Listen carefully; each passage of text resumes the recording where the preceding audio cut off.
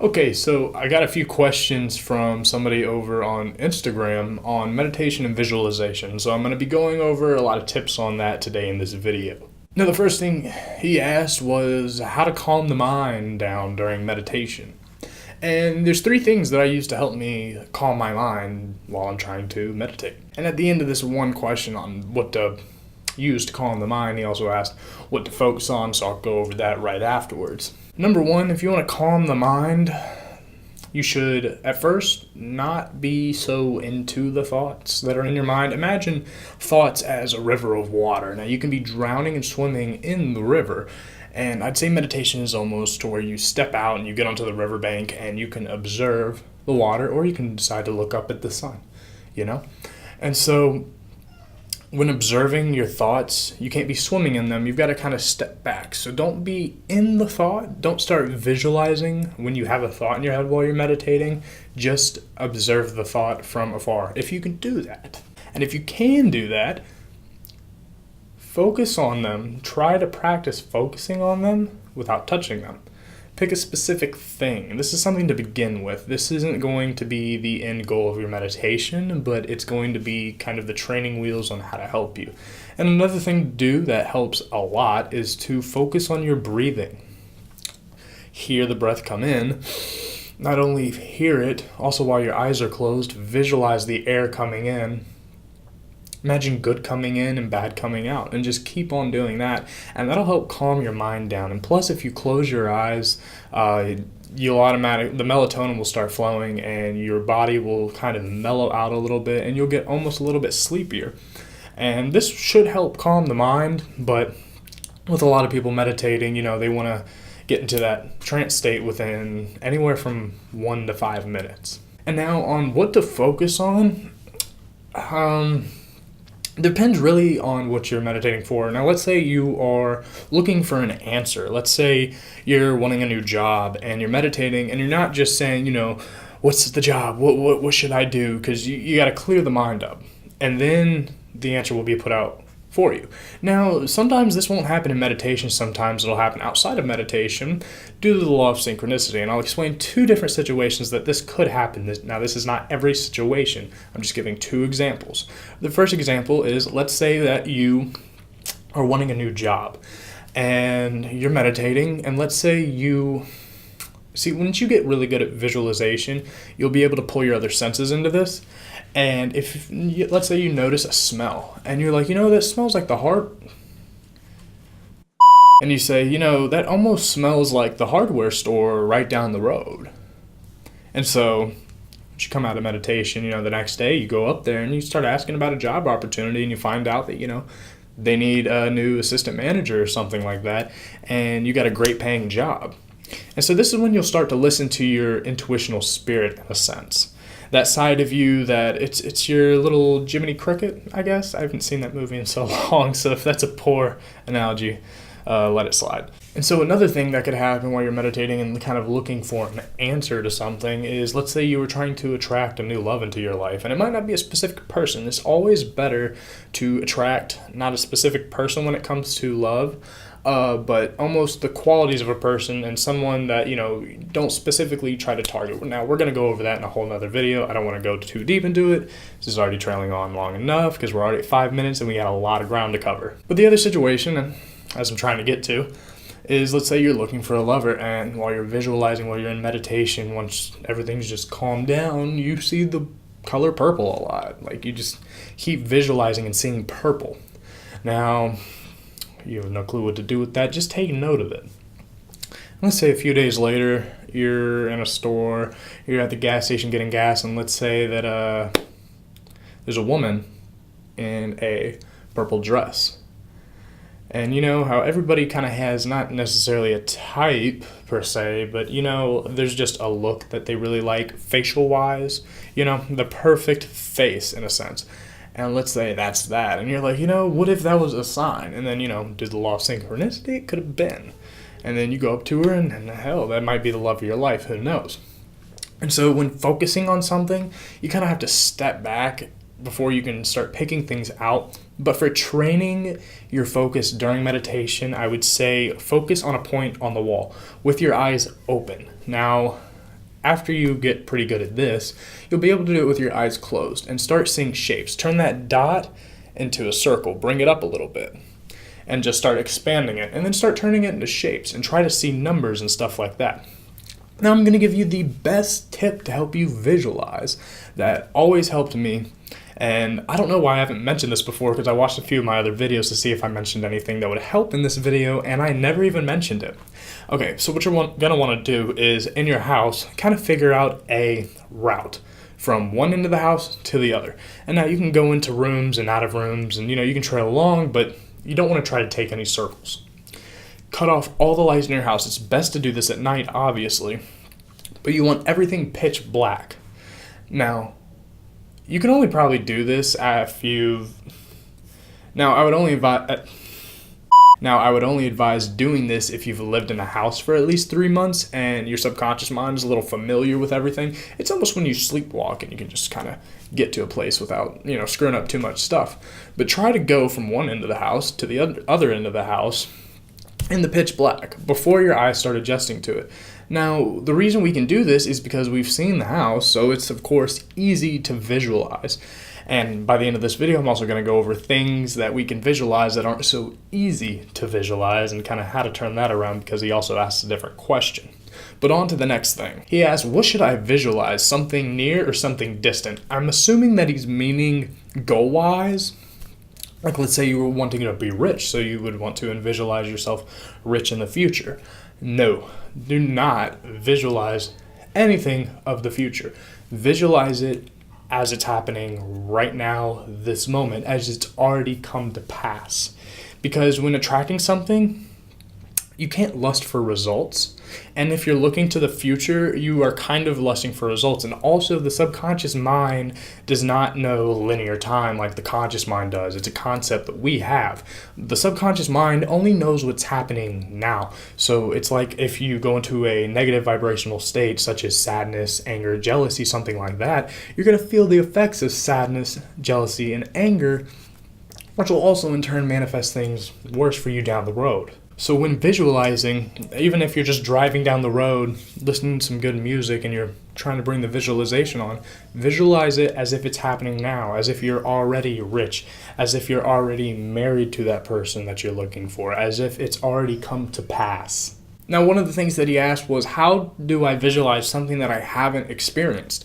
And this is why it would be hard to win the lottery or become president by using the law of attraction. You can't really jump that far, but I can't say that because I don't like it when people say, oh, you can attract anything you want. And then they're like, well, not that, not that, not that. No, you can attract anything you want, but here's the thing. Things that you couldn't even possibly, imagine, like what it would be like to win $10 million. It's hard to replicate that type of energy, that type of adrenaline that you would have. And so when manifesting your desires, it's an input and output system. What you put in will come out. And if you half-ass put it in, it's going to half-ass come out, and it's not going to work right. And so we've already talked about how to manifest things. New life comes from pulling male energy and female energy to bring about new life, birth, desired effect, or whatever you're wanting to do. And so the male part is the will. It's not the desire. It's go watch the How to Manifest Anything Part 1. I explain it all in that. But either way, we've got the will, and we've got the other side, which is the feminine side, which is imagination and visualization. See, because you can't just visualize what you want and it's going to come across. That's just using the feminine energy. You have to mix the two. You have to make an impression upon the subconscious mind. The subconscious is the feminine, while the conscious is the masculine. So you must really make an impression upon the subconscious mind if you're wanting to get out something as grand as winning $1 million or something such as that. And so when doing this, I'd have to say emotion. What would help with me, honestly, would be to go on a drive at night, a long drive, and to put on some music that just really gets you worked up. Just you can really feel the energy within you, and you know what I'm talking about. And this is the type of will that I would call a strong will. Not necessarily while you're just listening to music, but when you can actually feel the adrenaline. You can actually feel it rising from your stomach up to your chest. And this is something very hard to create on an instant basis like that, but it's something that can be done through training. So this is why you should constantly be practicing these things that I give you in these videos. And so when wanting to visualize something you haven't experienced, you have to just try to fill in that little gap with as much emotion as you could possibly imagine coming out of your desired effect. Like imagining how crazy, how loud you'd be screaming if you found out you won $10 million. And then when you start getting good at this, you'll actually start thinking differently. Like if you really start thinking that you're going to win $1 million, you'll notice that the things that you thought you'd buy aren't really the things that you'd buy. You start thinking of, oh, I would do this, and I would do this, and I would do this. And that's how you know that you're really turning it into a will. But you have to make the impression upon the subconscious. And you got to do this through emotion. You got to bring the emotion up, because if you half-ass it, it's going to come out half-ass. In good, out good. In bad, out bad. Knowledge. It's very simple. And now, I talked a little bit about meditation at the beginning of this video, and I've mentioned that you can go watch a little bit about meditation on my Wealth of Prosperity series. I think it's called A Clear Space. And I've also said that I'm going to get along to talking about it in a video, so I'm going to give you a beginner's, in my opinion, on how to meditate and really start to get results whenever you're wanting to attract your desires. Number one, you're going to have to figure out a quiet place that you could have 10 minutes completely alone.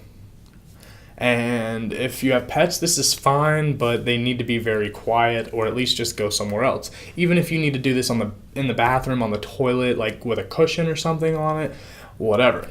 Now, you're going to want a dark place, as I've said. When you close your eyes, and the melatonin starts flowing, and that'll help you calm your mind and all this and that. But before you start meditating, I would advise going out and getting one candle and getting one incense. Now, you can get any type of incense, frankincense, whatever you want. You can get some weird lemon, patchouli, whatever you want. Just find something that smells relaxing to you, something tranquil.